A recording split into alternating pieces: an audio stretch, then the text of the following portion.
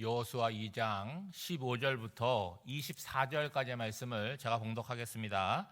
라합이 그들을 창문에서 줄로 달아내리니 그의 집이 성벽 위에 있으므로 그가 성벽 위에 거주하였음이라. 라합이 그들에게 이르되 두렵건대 뒤쫓는 사람들이 너희와 마주칠까 하노니 너희는 산으로 가서 거기서 사흘 동안 숨어 있다가 뒤쫓는 자들이 돌아간 후에 너희의 길을 갈지니라. 그 사람들이 그에게 이르되 내가 우리에게 서약하게 한 이 맹세에 대하여 우리가 허물이 없게 하리니 우리가 이 땅에 들어올 때에 우리를 달아내린 창문에 이 붉은 줄을 메고 내 부모와 형제와 내 아버지의 가족을 다 내 집에 모으라. 누구든지 내 집 문을 나가서 거리로 가면 그의 피가 그의 머리로 돌아갈 것이요 우리는 허물이 없으리라. 그러나 누구든지 너와 함께 집에 있는 자에게 손을 대면 그의 피는 우리의 머리로 돌아오려니와 내가 우리의 이 일을 누설하면 내가 우리에게 서약하게 한 맹세에 대하여 우리에게 허물이 없으리라 하니 라합이 이르되 너희의 말대로 할 것이라 하고 그들을 보내어 가게 하고 붉은 줄을 창문에 매니라.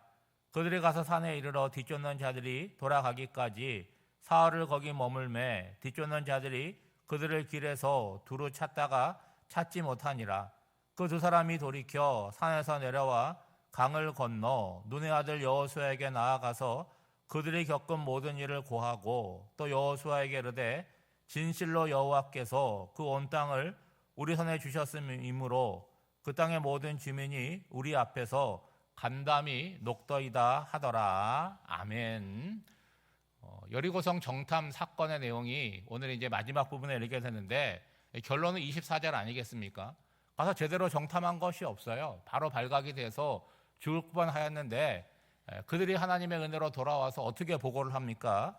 24절에 보면 하나님께서 여리고성 또 가나안 땅을 우리 손에 주셨다라고 말씀하고 있고 그 근거를 어떻게 제시합니까? 가서 보니까 그들의 간담이 녹아내렸다라고 보고를 하고 있습니다. 그 중심에 누가 있습니까? 라합이 있잖아요. 라합이 정탐꾼들을 선대하였어요. 어제 말씀드렸듯이 이 선대를 함에 있어서는 자신의 운명뿐만이 아니라 자기 가문의 운명까지도 여기에 다 올인하는 것이죠. 그리고 뭘 요구합니까?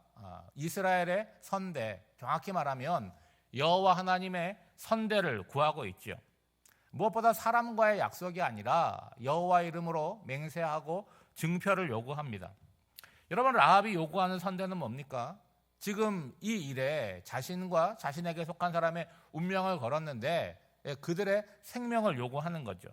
여러분, 이 계약의 주도권은 누구에게 있을까요? 이 시점으로 보면 라합에게 있는 거죠. 여러분, 정탐꾼의 입장에서는 선택하고 자시고 할 것이 없습니다.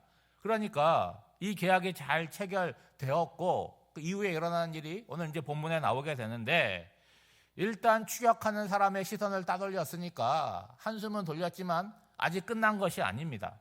이제 이들에게 남은 과제는 뭐예요? 이 여리고성에서 어떻게 빠져나가서 본진으로 돌아갈 수 있느냐, 이 문제인데 시간이 많지 않습니다. 왜냐하면 잠시 따돌렸지만 찾을 수 없으면 다시 여기로 와서 뒤지지 않겠습니까? 그러니까 최대한 빨리 성 밖으로 빠져나가야 되는데 그게 불가능할 만큼 어렵다는 거예요.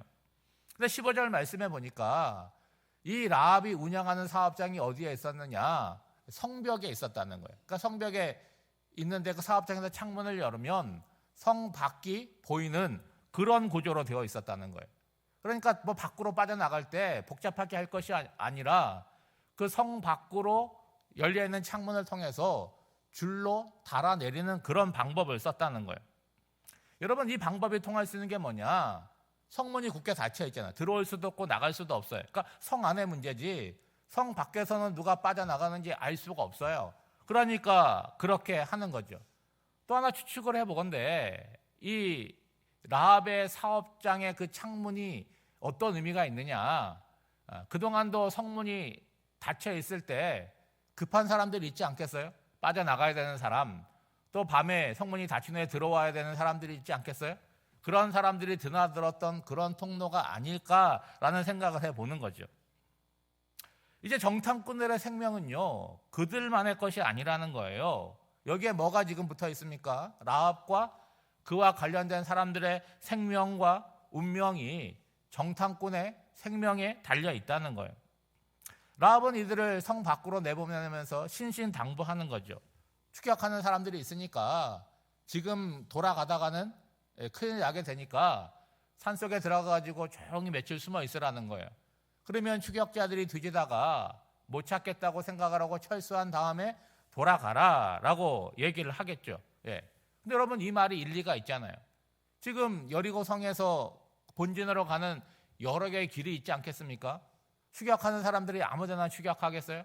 그런 길목을 찾아다니면서 차단하고 있겠죠. 여러분, 라합 쪽에서 해줄 수 있는 건 여기까지잖아요. 그들의 생명을 보호해줬고 성 밖으로 빠져나갈 수 있도록 안내를 했습니다. 그러면 그 다음에 문제는 누구한테 달린 거예요? 라합이 더 이상 해줄 수 없어요. 이 정탐꾼들에게 달려 있다는 거예요. 그런데 여러분, 이런 생각을 해봅니다. 어설픈 행위라고 할지라도 걸리지 않는 경우가 있잖아요. 뭐든지 철저하게 준비함에 있어서도 금방 발각이 되는 경우가 있어요. 그러니까 이것은 내가 뭘 하느냐, 이것도 중요하겠지만 꼭 그런 것만은 아니라는 거죠. 그렇다면 이제 정탐꾼 쪽에서 라합에게 해줘야 될 것이 뭐냐, 이게 중요하죠. 여러분, 18절 말씀해 보면 우리가 이 땅에 들어올 때에 우리를 달아내린 창문에 이 붉은 줄을 메고 내 부모와 형제와 내 아버지의 가족을 다 내 집에 모으라. 이거는 라합의 요구에 대해서 정탐꾼이 이렇게 하라고 알려주는 내용이잖아요. 이제 이스라엘 본진이 여리고를 공격하지 않겠습니까? 어제도 말씀드렸지만 이 전쟁은 신들의 전쟁이에요. 그러니까 하나님께서 직접 하시는 전쟁이기 때문에 성 안에 있는 모든 생명들은 진멸되는 것입니다. 이게 구약의 용어로 헤렘이라고 하는 단어인데 우리 말로는 진멸이라는 말로 번역을 하는 거죠. 다 죽여서 다 하나님께 바쳐버리는 게 되는 거죠. 그러니까 라합과 그 가족이 살아남을 수 있는 유일한 방법은 뭐예요? 정탐꾼들이 알려주는 것처럼 라합의 집에 모여 있는 거라고 하는 거죠. 여러분, 이 내용은 두 가지 이미지가 떠오르지 않습니까? 하나는 방주의 이미지잖아요. 그러니까 죄악이 관영한 세상을 하나님께서 물로 심판을 하는데 누구만 살아남는 거예요? 방주에 들어온 사람들만 살아남게 되는 거죠. 마찬가지로 여리고 성이 무너질 때 살아남는 유일한 방법은 뭐냐? 그들이 다 진멸당하게 될 텐데 라합의 집에 모여있는 사람만 살아남게 된다는 거예요. 또 하나의 이미지는 도피성이잖아요. 그러니까 부주정에 살인한 자들이 사적 보복을 당하지 않고 정식적인 재판을 받을 수 있도록 피할 수 있는 도피성이라고 하는 게 있어요. 하나님께서 명령해서 만들어 놓으셨습니다. 그리고 이게 멀리 떨어져 있으면 중간에 잡히니까 요단 동편의 3곳, 그리고 요단 서편의 3곳을 마련해서 총 6곳의 도피성이 있었어요. 이런 방주의 이미지도 마찬가지고 도피성의 이미지도 마찬가지고 이건 무슨 문제입니까? 죽고 사는 문제라고 하는 거죠. 여러분, 19절에 보면 라합의 집안에 있으면 그 생명에 대해서는 책임을 지겠다는 거예요. 그렇지만 집을 벗어나서 외부로 나가게 되면 그 피해에 대해서는 자신들은 책임이 없고 그 사람에게 책임이 있다는 거죠. 그러니까 지금 뭐 얘기하는 거예요? 이 생명에 대한 책임 소재를 분명하게 지금 가리고 있는 거죠. 그러면 또 하나의 문제가 있지 않겠습니까? 본진이 여리고성을 공격하게 될 때 이 두 정탐꾼은 여기를 와서 그 집이 어딘지 알지만 여러분, 나머지 사람들은 모르지 않겠어요? 물론 정탐꾼들이 먼저 와가지고 그 집을 앞을 지키면 모르겠지만 만약에 그러지 못하게 되면 불행한 일이 생길 수 있겠죠. 그럼 어떻게 구분을 하느냐? 여러분, 18절 말씀을 다시 보시면 그 증표는 이런 거예요. 우리가 이 땅에 들어올 때에 우리를 달아내린 창문에 붉은 줄을 매라라고 하는 거예요. 여러분, 표식이 뭐냐? 붉은 줄이라는 거예요. 왜 붉은 색깔일까요? 우선 드는 생각은 뭐냐? 여러분, 위급한 상황에 가장 먼저 눈에 띄는 게 붉은색이라는 거예요. 여러분, 화재 경보기가 무슨 색깔로 칠해져 있습니까? 소화기는 무슨 색깔로 되어 있어요? 빨간 색깔이에요. 평소에는 볼 때 어때요? 안 예쁘다라는 생각이 듭니다. 그래서 저희도 뭐 사다가 가려놨어요. 근데 위급할 때는 어때요? 잘 보여야 되기 때문에 그 붉은색에 경고하는 거는 붉은 색깔입니다. 여러분, 이 붉은 줄에 대해서 좀 생각해 보면 여러분, 출애굽하던 그 마지막 날 밤을 생각나지 않습니까? 하나님께서 모세를 통해서 어린 양을 잡아서 그 피를 임방과 문설주에 발라놓으라고 했습니다. 여러분, 그건 어려운 일이 아니에요. 근데 그걸 하느냐 안 하느냐는 무슨 문제로 연결이 됩니까? 죽고 사는 문제로 연결이 된다는 거죠. 여러분, 마지막 재앙이 뭡니까? 처음 태어난 것들, 사람이든 짐승이든 다 죽게 되는데 어린 양의 피를 바른 그 집은, 죽음의 사자가 지나갔잖아요. 그 지나간 거를 뭐라고 부릅니까? 유월이라고 한자어로 쓰고 영어로는 패스오버라고 하지 않습니까? 그래서 그날을 기념하는 가장 중요한 절기가 뭡니까? 유월절이라고 하는 거죠. 여러분, 여리고성이 무너지는데 그날에 라합의 집에 매단 이 붉은 줄은 어떤 줄이냐? 생명의 줄이고 구원의 줄이라는 거예요. 그 줄이 무슨 능력이 있습니까? 아무것도 아닌 거예요. 근데 그 표식이 되어서 그 줄을 메어단 그 집 사람들은 어떻게 된다는 거예요? 모두가 다 진멸하는 가운데 생명을 구하고 구원을 받게 된다는 거죠. 여러분, 21절 말씀을 보세요. 라합이 이르되 너희의 말대로 할 것이라 하고, 여기는 당연히 이렇게 말하겠죠. 그 다음이 중요합니다. 그들을 보내어 가게 하고 붉은 줄을 창문에 매니라. 그러니까 여리고가 함락되던 날에 맨 게 아니잖아요. 정탐꾼들이 그 창문을 통해서 빠져나가자마자 뭐 한 거예요? 바로 줄을 맸다는 거예요. 언제 올지 모릅니다. 그런데 그 즉시로 줄을 맨 거죠. 여러분, 우리 인생의 가장 중요한 일, 여러분 그거 잊어먹을 확률은 적지만 그거 나중에 할 일이 뭐가 있겠습니까? 지체하지 말고 바로 하는 게 중요하죠. 그러면 라합은 그 줄을 그날 매달고 끝났겠습니까? 수시로 지켜봤겠죠. 이게 제대로 매달려 있는지, 이게 똑바로 되어 있는지 계속해서 확인하고 점검했겠죠. 여러분, 믿음이라고 하는 거는요, 우리 머릿속, 우리 마음에만 있으면 되는 것이 아니에요. 그게 수시로 입술로 고백이 돼야 되는 것이고, 그 믿음이 삶으로 구현되게 될 때 참된 복음의 능력을 여러분 경험하게 되는 거죠. 앞서 라합을 포함해서 여리고성에 있는 모든 주민들이 이스라엘 백성들로 말미암아 두려웠고 간담이 녹았고 그리고 정신이 혼미했다고 그렇게 표현하지 않았습니까? 그런데 이스라엘에게 선대를 베풀고 그들에게 선대를 약속받은 라합은 이제부터 어떤 마음이었을까요? 두려움이 좀 가시지 않았겠습니까?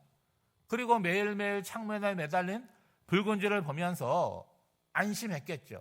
그리고 무슨 생각을 했겠어요? 여리고성이 멸망한 이후에 우리가 어떻게 삶을 살아가야 될 것인가, 그거에 대한 생각을 했겠죠. 오늘 우리의 신앙생활도 마찬가지라는 거예요. 여러분, 우리의 삶은 영원하지 않잖아요. 끝이 있다는 거예요. 그렇다면 우리들에게 있어서 붉은 줄은 뭐겠습니까? 바로 우리가 믿고 우리의 신앙의 대상이 되는 예수 그리스도라고 하는 거예요. 그분으로 말미암아 우리가 구원을 얻었고 영생을 얻었습니다. 그러므로 우리의 남은 날이 현실을 바라보면서 늘 두려워하고 염려하고 걱정에 묻혀 사는 삶이 아니라 영원한 나라에 대한 기대와 소망을 갖고 오늘을 살아가야 되는 거예요. 그게 여러분에게 주어진 과제입니다. 쉽지가 않습니다. 여러분 잘 아시지 않습니까? 오늘 한 날도 하나님께서 우리에게 주신 소중한 선물과 같은 날입니다. 또 우리 자녀들 오늘 수능 시험을 보는 날인데, 여러분 오늘 한 날도 하나님의 뜻을 따라 복되게 살아가는 분들이 되시기를 주님의 이름으로 축복합니다. 기도하겠습니다. 하나님 아버지, 우리가 하나님을 믿은 것 같지만 라합과 같이 하나님을 알 수도 없고 믿을 수 없었던 저희들을 하나님께서 선택하시고 불러주셔서 오늘 예수를 믿고 살아감을 깨닫습니다. 동일한 세상을 살아가지만 우리를 위하여 예비해 놓으신 방주와 도피성과 같은 교회가 있음을 알고 우리 삶의 중심을 붉은 줄 되시는 예수님께 두고 살아가게 하옵소서. 그리하여 두려움과 염려가 가득한 일상이 아니라 영원한 나라에 대한 기대와 소망을 붙잡고 살게 하옵소서. 주님, 오늘은 수능을 치르는 날입니다. 사랑하는 수험생 자녀들을 붙들어 주사 좋은 컨디션으로 그동안 애쓰고 수고한 것에 합당한 결과를 거두는 복된 날이 되게 하옵소서. 무엇보다 이들의 인생길을 붙드시사 선하고 아름다운 길로 인도하여 주시옵소서. 이 새벽 주님 앞에 겸손히 무릎을 꿇고 기도하는 모든 성도들의 마음 가운데 성령으로 임재하여 주셔서 구하는 것으로 끝나지 않게 하여 주시고 주님과 더 친밀한 자리로 나아가는 복된 시간이 되게 하여 주시고 기도하는 것이 삶으로 나타나는 한 날이 되게 하옵소서. 모든 은혜에 감사드리며 예수님의 이름으로 기도하옵나이다. 아멘.